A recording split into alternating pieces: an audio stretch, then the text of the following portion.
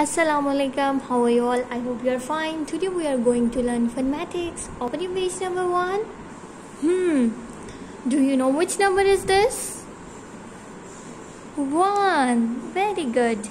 And how many elephants? 1. How many flowers? 1. How many trees? Only 1. Okay, trace with me. Starting point. Come down and down. Yes, we trace number 1. Okay, trace on dotted lines and color the picture. Only one house ना, house में हम tracing भी करेंगे, dotted line को trace भी करेंगे और house में हम प्यारा सा कलर भी करेंगे. Okay, very good.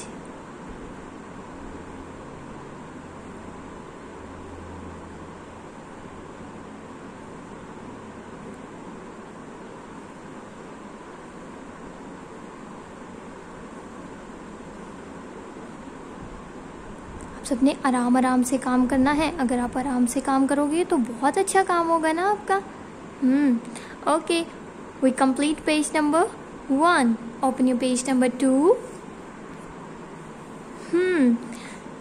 Match the cups that have number 1 written on them.